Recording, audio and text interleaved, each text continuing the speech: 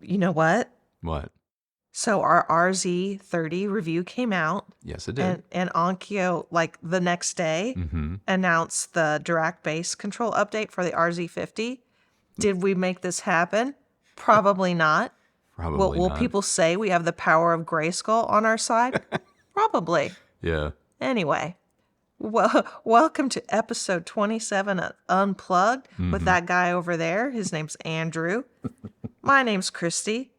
No, I'm not ever going to be on camera. It's fine. We appreciate you joining us. Yeah. So anyway, I want to get back to the Onkyo Okay. Dirac announcement. Okay. So here's the thing. At least this is what I understand. Andrew, you can correct me if I'm wrong. If you have an RZ50, you can now add bass control to Dirac Live, Yes. which, by the way, was already included with your purchase. Dirac Live was. Right. Yes. So are you paying anything extra? Yes, bass control is another $299.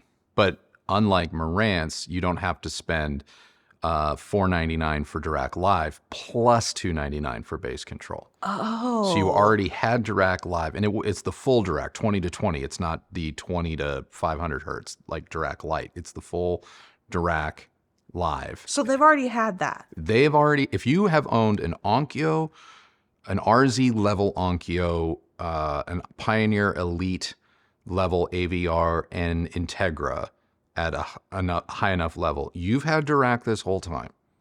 Just now, not the bass. Not the bass control. Okay. So bass control adds an extra level of adjustment, refinement, and tunability Right. to subwoofer outputs, or it's really going to be handy for people that are rocking multiple subwoofers. Okay. If you don't have a sub in your system, you don't need bass control. Okay. This is for people with subwoofers. Okay. Well, Steve, the tech bro, has a question about the Dirac update. Okay.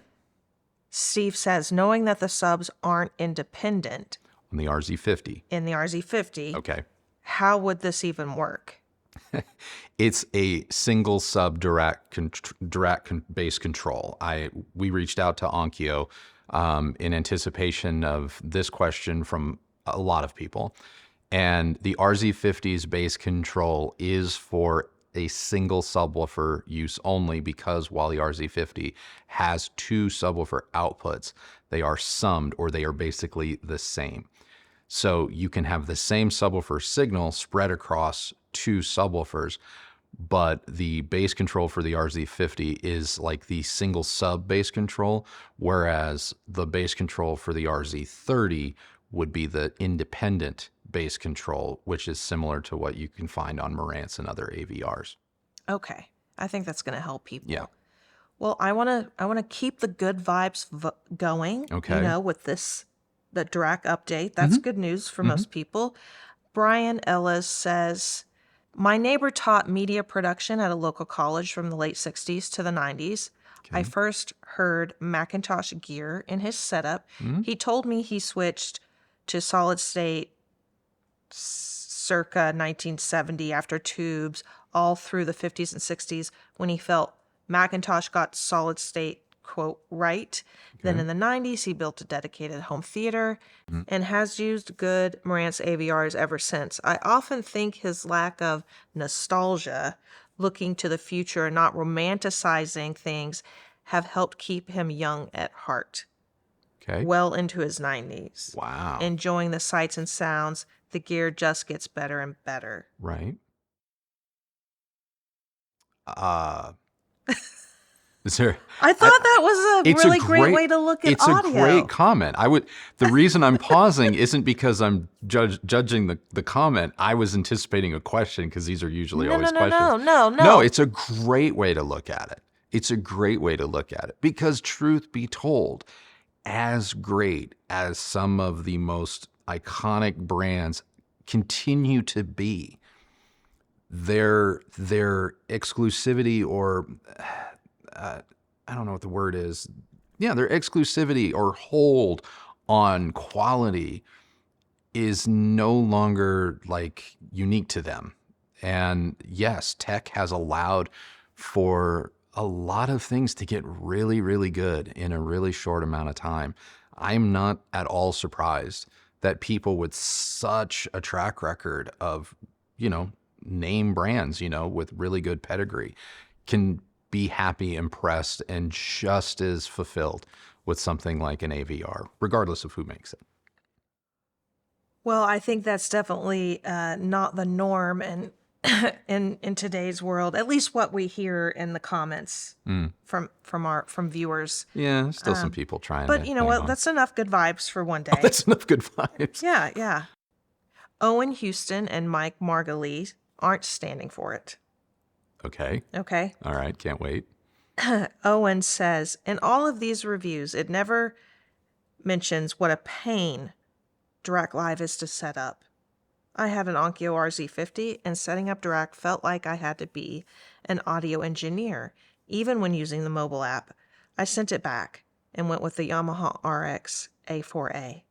I like Wipeout better and had used it with my prior Yamaha TSR 7810. And then Mike adds, in response to Owen's comment, this is precisely why I don't use any room correction software, let alone ridiculously complicated ones like Dirac. I just set my levels, distances, and crossovers myself, turn off EQ. If you have good speakers, you're at least hearing them instead of the auto calibration system sucking the mid-range and other frequencies out of them. Okay. I mean, to each their own. To the last person's comment, if you find that every time you run calibration, Dirac specifically, that it's, quote, sucking the mids out, there's a very real chance that it's not doing that at all. But what it's actually doing is taming, lowering, cutting the boom that is happening in the lower mid-range and bass from your speakers as a result of just their placement in the room and how your room is affecting their sound. And you've just gotten really used to that. And when you start to tame that down, when you start to fix those problems, yeah, a lot of people think that sound becomes very lean. But a lot of people also say, oh, now I understand stuff more. Suddenly a speaker becomes more intelligible, because intelligibility is not born out of spiked treble. That can help, but that's more of that's the emphasis. That's the salt on, the final sprinkling of seasoning. Intelligibility comes from cleaning up the bass. And a lot of times people live with pretty lumpy bloated bass. And as a result, they'll say, oh, I can't understand anything. Or in your case, very similar to many, many people, and I've run into this a lot, they run a room correction of some kind, and they go, oh, my speaker just became anemic, or it became clinical, or it became this. And it's like, it's likely you actually are hearing more of your speaker within the confines of your room, albeit using some, digital processing. So just kind of keep that in mind. As for Dirac being complicated, I would ride that train with you if we were talking about its implementation going back 5 years or more. Yes, Dirac in its initial offerings was pretty buggy. It was pretty buggy. But each year, I find that it actually has gotten easier. And when I say it's gotten easier, I don't mean like the interface has become more simple or anything. Of course, if you use something like the RZ30's included microphone and you just stay on your phone or tablet using the Onkyo control app, I'm going to argue Dirac's pretty easy. But if you opt for the more full experience using the software like I do, yes, there can be some parts of it graphically that do seem a bit maybe overwhelming, especially if you're coming from something like Wipeower, the more automated side of Odyssey, where you sort of just plug the little hockey puck into what looks like a headphone jack on the front of your receiver, hit go, and it just does its thing, and then you unplug it and you're done.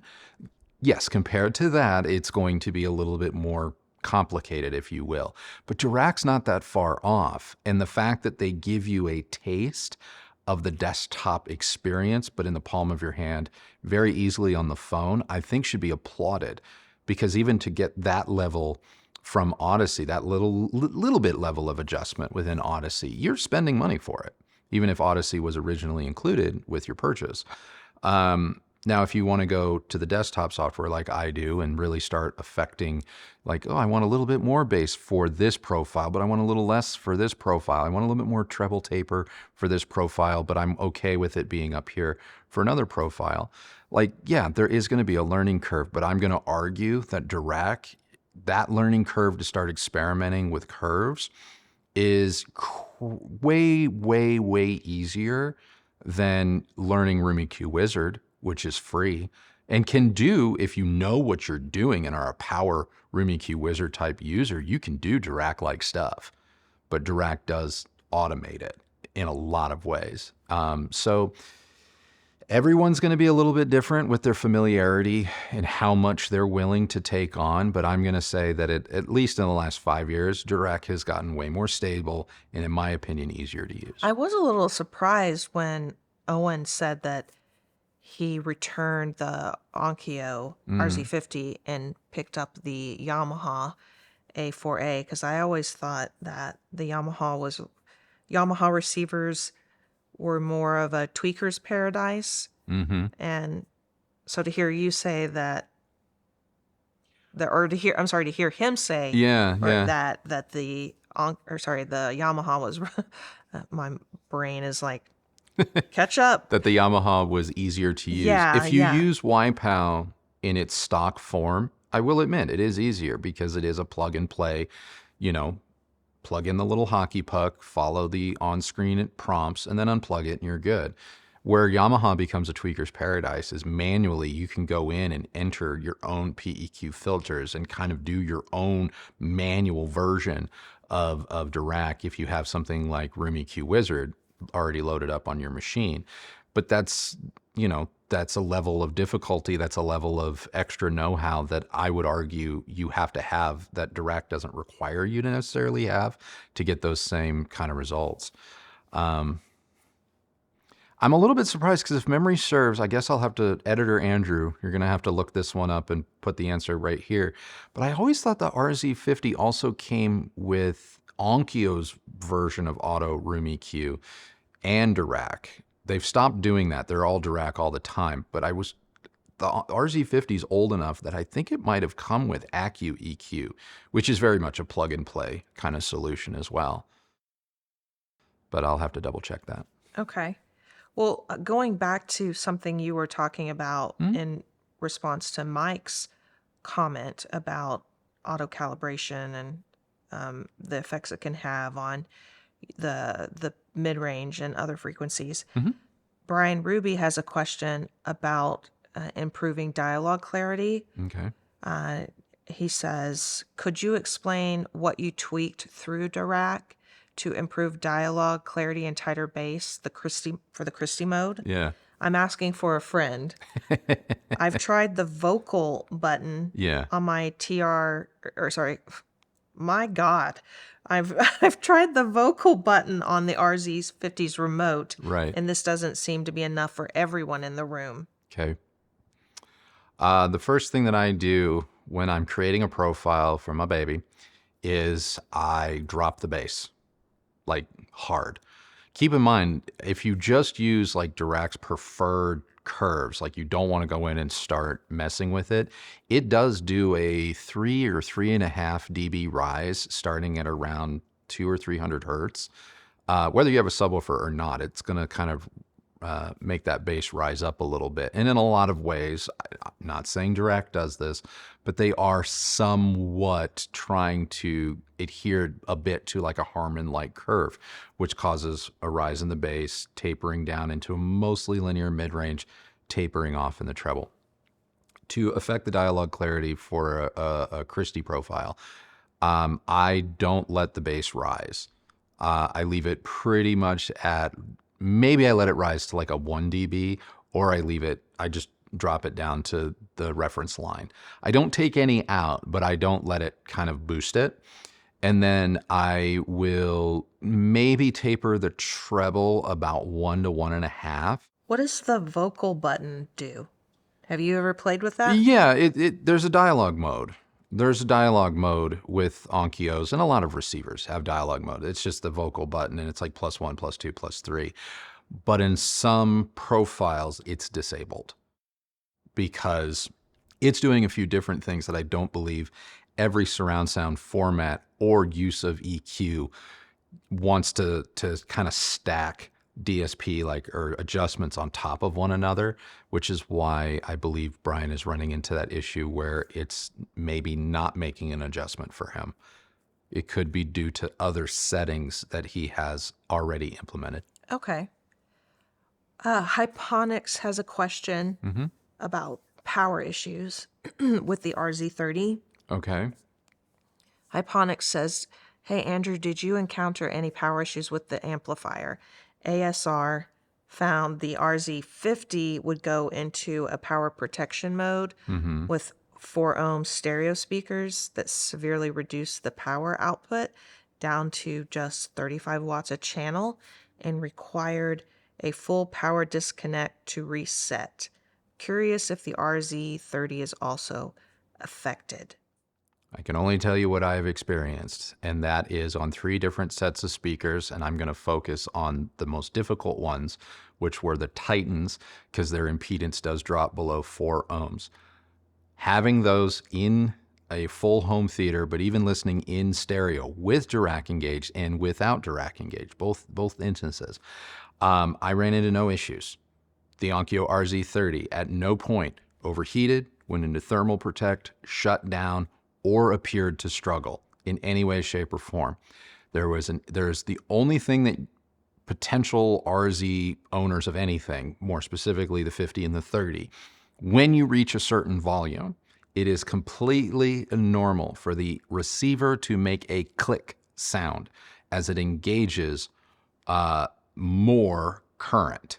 That is normal. It will only happen one time when you reach a certain threshold for volume. It goes to, like, I guess, a second rail or something like that. That is normal. That is the only thing that occurred with the RZ30. Otherwise, it was trouble-free.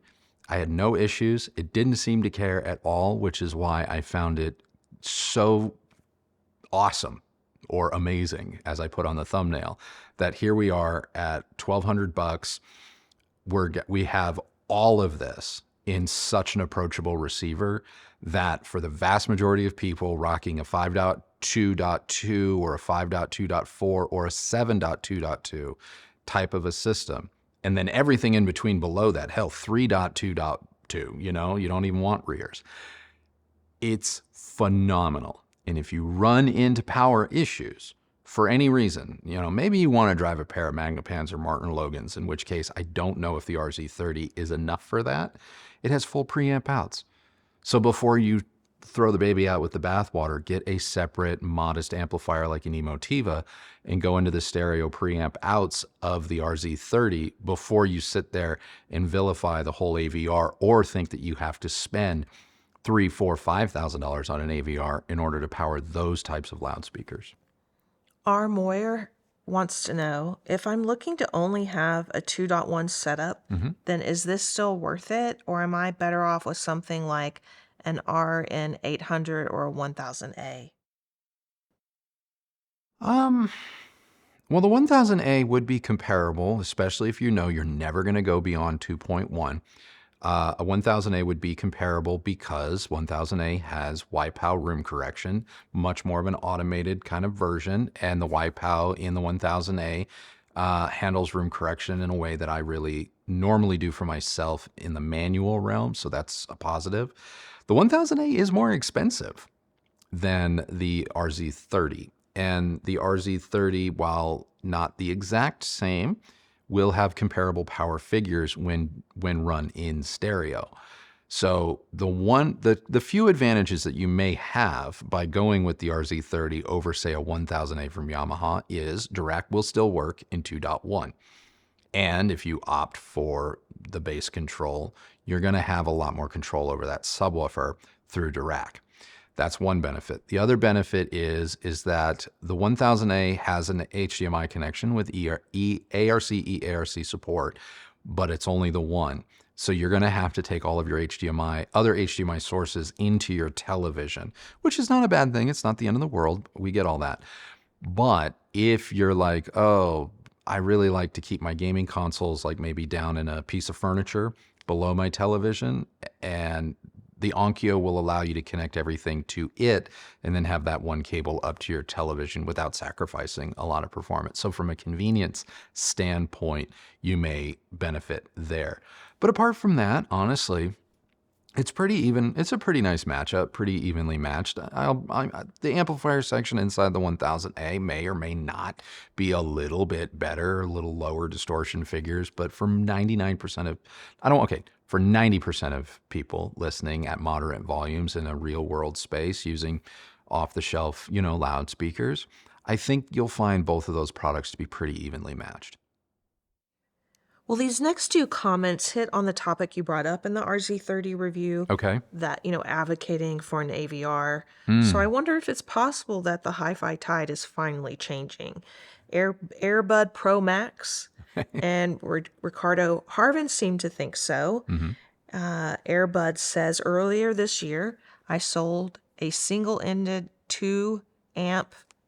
You think he meant tube? Yeah, single-ended triode tube amp. He typed the number 2. Okay. For money to buy an entry-level Yamaha receiver. I was previously using a soundbar for the TV. I ran everything through the Yamaha, expecting to be disappointed by the music and happy with the convenience of EARC and CEC. Surprisingly, I still really enjoyed music through it. Yeah. So to me, a receiver like this is wish list / end game. My wife doesn't mind speakers throughout the home as long as she can use just one remote. It's a win-win. And I will have to say, you can't overlook how much easier it is having a single remote, how much easier that makes everything. I hate to even think about which remote to use. It's like, just give me the one. Yeah. Ricardo said, so based on your review, he picked up an RZ50 and says, I'm having a blast watching movies and TV shows and listening to music in surround atmos as much as possible, and agree that a capable AVR can be more than enough. I feel my AVR can stay with me as I move from entry level to more advanced speakers, saving me money and hassle without sacrificing anything for my use case. Yeah, I mean, I woke up to AVRs being really solid do-it-all machines about 15 years ago, when I was kind of coming out of financially restructuring my entire life. Because up until that point, I was Mr. Separates guy. I was Separates everything, screening room. Like my rack was like dual bay and pretty ridiculous. In a good and a bad way. In a good way, if you're into that sort of thing, and a really nicely laid out rack and all the pieces matching and stuff like that. It's kind of like those desk setup videos where people do cable routing and all that, and it looks pretty nice. On the flip side of that, it was ungodly expensive. And when I lost everything, and then it was like just sound bars for a while, and then eventually I was like, okay, I want to get back into it, and I had some receivers, and I realized that I wasn't missing anything really. And then I started running into people that had like dedicated theater rooms and really nice systems, and lo and behold, what are they doing? Oh, they're running them on like Integra receivers. And some of them may have added like a separate stereo amplifier for a little bit more oomph, but their control center, if you will, was like an Integra or an Onkyo. And so and then, the more that I kind of got back into the hobby and the more that I would run into people, there were times where, I'd have guests over and whatnot, and I would put I'd put like the Pass Labs, where they could see it. I know Class A, the Pass Labs, the Mark Levinson that was in for review. I'd put it where maybe they could see it, but I would have the Integra like in a cabinet behind a closed door. And as long as the light was on, on the really expensive amp, that's what they thought they were listening to. And I felt bad, but I didn't feel bad when it would be like, they'd be like, those Pass Labs really kicks. And it's like, oh, you were listening to an Integra receiver. Did you want to listen to the past labs? Um, in which case I would just run my set of RCAs from the Integra or XLRs, because Integras at that time had XLRs. I'd run them to the past labs, and I just use the Integra as a preamp, which then would create a whole new conversation like, oh, you can't do that. And it's like, really? My guy, you just said you loved the sound of the receiver when you thought it was the past lab. So let's cool it. Well, that antidote is great and everything, but Rich Horton says, not so fast. Oh boy. I appreciate the Swiss Army knife functionality of high quality AV receivers. However, there is no way, dollar for dollar, it will ever match a dedicated 2-channel stereo setup. And that would be an unfair comparison to even make. In this day and age, however, stereo playback is an afterthought for a lot of people for whom, quote, good enough will be good enough. Yeah, I think as long as you take the visual stimuli out of the equation,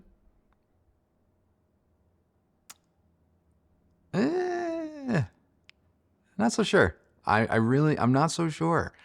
I'm not so sure. We often don't want to admit it, but we put a lot of value on what we can see. And that's fine. That's fine. What you can see, what makes you feel good from all of the senses is very important. But it's also important to realize that you are somewhat reacting to all of the stimuli, including what you know you can see, as this is a stereo system and what that effect it has on your experience. You take all of that away. And I only say this because these are experiments that I have allowed myself to do, not only to strangers, but to myself. You know, my very first theater was like, it was hidden everything. I didn't want to see anything. It was just the screen. And all the equipment was back and away in another room. And so in a weird way, after about 3 months of living in that system, I actually forgot where I had mounted a lot of the speakers. I actually kind of forgot at times what was in the rack.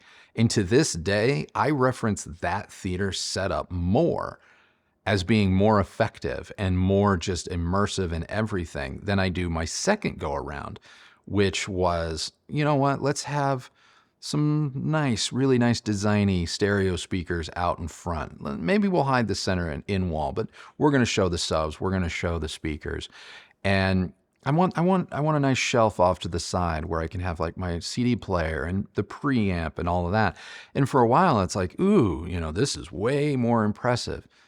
But I actually rarely talk about that setup when sharing anecdotes. I'm always going back to the hidden one. And it's part of the reason why for like 2025 in this room here, like I want to get the gear from the front of the room. I think it's actually going to make the reviews that much better because visually, yeah, there's an element to that starts to inform your feeling. Well, I'm not sure if I should admit to this or not, but speaking of like optics and like what people see is what they will believe.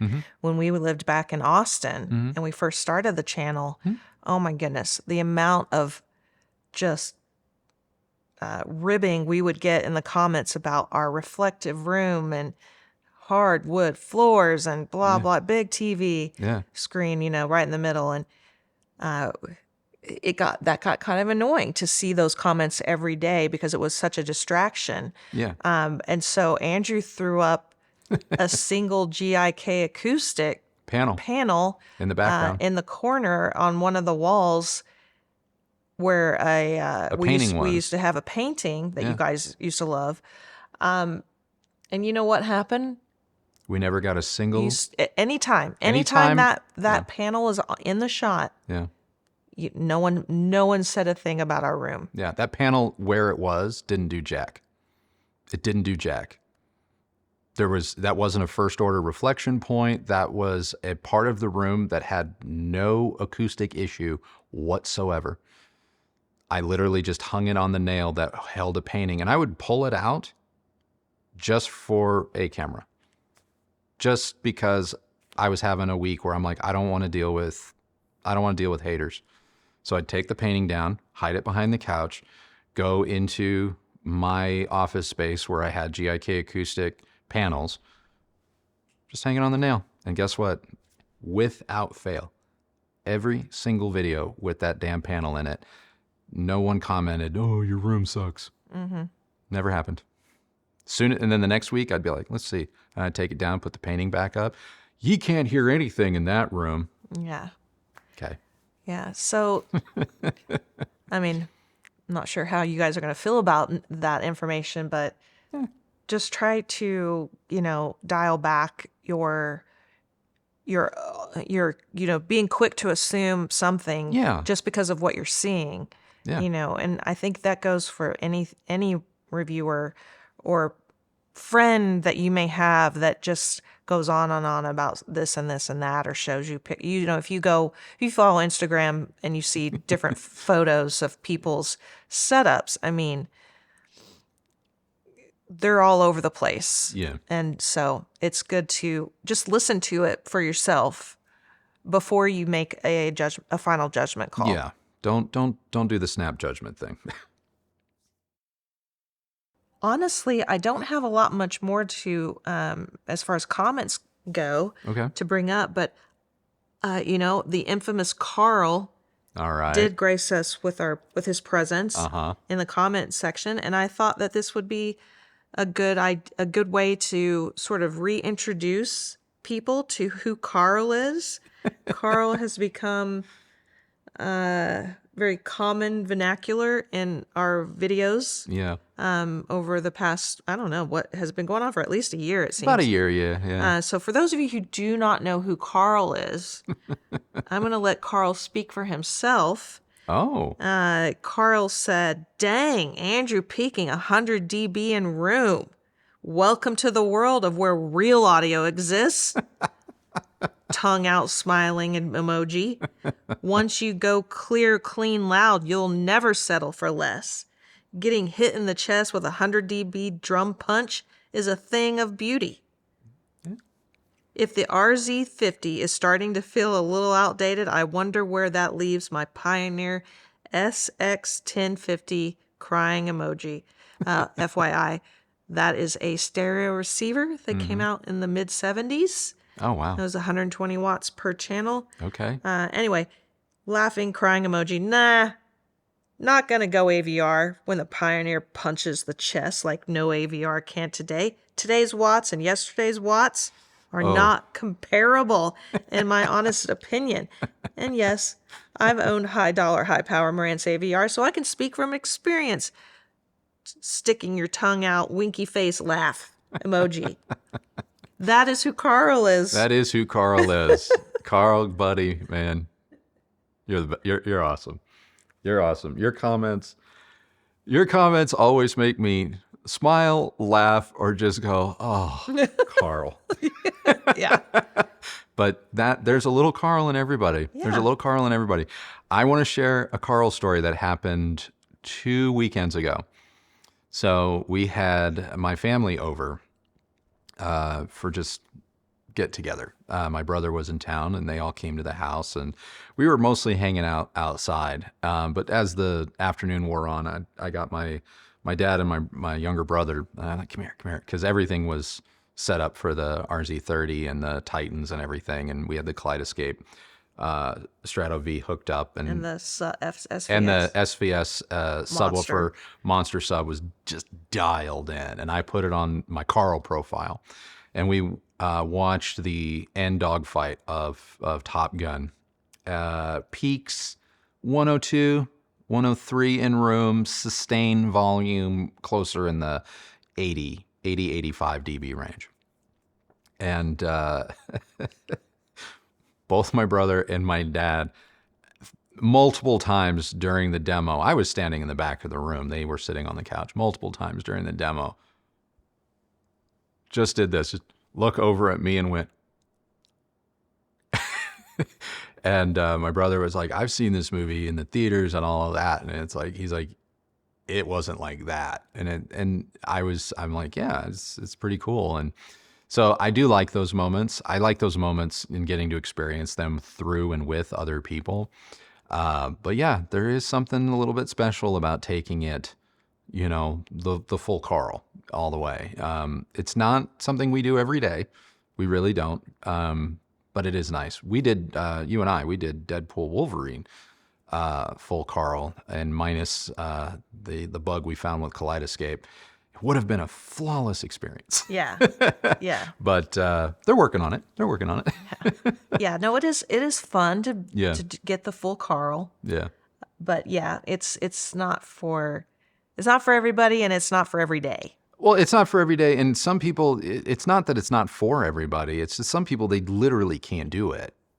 I would not be able to do that sort of demo or even that kind of listening on my own if I lived in an apartment or anything with shared walls, or if I didn't have, a spouse that's like, okay, go ahead, there's compromises all the way around. So for a lot of people. I think that covers everything on my end. Do you have anything to add about the Well, RZ? I'm kind of curious. Did you like the RZ30? You Oh my didn't God. actually share your thoughts on it. Honestly, I totally forgot about that. I really enjoyed it. Yeah. I always enjoy Onkyo for the most part, minus that stereo receiver we reviewed. As I was changing gear out to get ready for another review, I went back to that stereo receiver and I'm like, why didn't I connect with that? Because the RZ30, the stereo receiver should be better than the RZ30. And I was just trying to why didn't I connect with that stereo receiver? And it might have something to do with the more adjustability of the RZ30 and the Dirac and the full, everything experience. But yeah, I was like you, like the Onkyo. I was like, I didn't care for that one. Yeah, I didn't get it. But I really had fun with this one. I think it's a great receiver. Yeah. The price point is pretty achievable, I think, for a lot of people. Yeah. Gives you a whole lot for, what you maybe would have paid quite a bit more for back in the day, or what you still could pay more for. The sound of those movie watching experiences were phenomenal. But I also really, really loved it for music. Yeah. I thought everything sounded great on it. Intelligibility was great for me. I didn't even really mind, even in some of the Carl modes. I didn't think intelligibility was hindered. So to me, it was a really great experience. Yeah. I wouldn't hesitate to say if this is, if this particular channel, the channel limitations it comes with, if that's suitable for you, and Oh yeah. especially if your budget is maxed out at just over the $1,000 range, I think this is a great way to go. Yeah. Yeah. And I think it's a platform that if you were to get it now and decide to expand or experiment down the road, this is really kind of the starting point. This or the Marantz 70S, Cinema 70S, because it too has preamp outputs. But I would choose this over the 70S because of Dirac, because of all of the added flexibility that this platform gives you for the same money. The Marantz 70S, it looks a little nicer, a little bit more, maybe even a little bit more traditional stereo, and it's smaller. It's pretty compact, but it's not as powerful, and it's not quite as flexible. So I would go with the Onkyo. Well, you know what I still don't quite understand What's that? about Onkyo is how are they able to offer Dirac Live included in their price when everyone else seems to have to charge extra for it, for even just the basic Dirac? I mean, I don't pretend to know what the exact licensing fees of Dirac are, but there's a fee. You are paying Dirac to have that product to have their product in your product. And you can choose to either absorb that in the cost of your product, or you can pass that on to the end user to have to pay for separately. Now, Marantz's Marantz and Denon's stance is we give you the option to have whatever platform you want, but if you don't want Dirac, you don't have to pay for it. And on some levels makes sense. But they do give you Odyssey, so they are still paying a license. Now, methinks that they're probably in some sort of contract that has years to go, or the license is just lower. I don't know. I am speculating. But it does seem weird because there are brands like NAD. I'm trying to think of one other one. I want to say even maybe JBL's higher end receivers. They at least give you like Dirac Lite. Maybe not Dirac Live, the full version, but they do include like Dirac Lite, and then you can upgrade to the full version of Dirac for like $199 or $99, whatever it is. But Marantz and Denon are kind of on an island a little bit where it's like, nope, it's compatible with it, but you got to pay for it. And I just don't quite understand that. Especially like maybe if we're talking about a $1,200 receiver, although Onkyo just blew that argument right out of the water. But when you're talking a flagship, $3,500, $4,000, hell, $10,000 for the dedicated Marantz processor. Come on. That's nickel and diming, in my opinion. Yeah. I've always just thought it was an interesting question for myself. Like, I always wondered, like, how are they doing it? Because like you're saying, it's not like every single Marantz receiver is like super budget friendly. Yeah. So they're already asking somewhat of a premium, and then to add, force people into spending like close to $600 if you want the full Dirac experience, I've always thought was kind of interesting. Yeah. Or maybe Onkyo has some sort of, deal with the devil that they have this, they get it for a lot less money. I don't know. Yeah, I'm going to argue that, I'm sure designers or engineers at Marantz or Denon are going to say, oh, but we use better parts and that's why we don't have the margins to include it, where, Onkyo designers and engineers are going to be like, look at the RZ line. It always overperforms or overtests. Like the RZ70 is an absolute beast. It is a beast of an AVR, and it costs less than Marantz's stuff. And I don't think anyone with a straight face would look at any of the RZ products, let alone the RZ70, and be like, oh, that's cheaply made. No. That thing is a tank. It's so good, the RZ70. I mean, all the RZ stuff has been incredibly impressive, but that RZ70, that can hang with anything, anytime, anywhere. You just tell it where to show up. And it has Dirac included. So, and 4 subwoofer routes. So come on, get out of here. Yeah. So that's it, huh? Yeah. We're done. All right. That's the show. Thank you guys so much for watching this. What episode are we on? 27. 27 of Unplugged. Follow up to the Onkyo. Can you believe we've done 27 of these? You know what? I can't. But they're fun. And we really appreciate you guys sticking around and watching these longer deep dives into our reviews and just the conversation that is often sparked in general. So thank you. The more we've done these, the more popular they have become. The views every week keep getting more and more of you are tuning in for these. So I really, really appreciate it. So yeah, that's all we have for you today. Brand new review on Sunday of a hot, fresh new product. You're going to want to tune in for that one. There's going to be a lot of discussion following that review. Really excited for it, so be sure to tune in on Sunday. But until then, enjoy the rest of your Friday. Have a good start to your weekend. See you Sunday, and thanks for watching.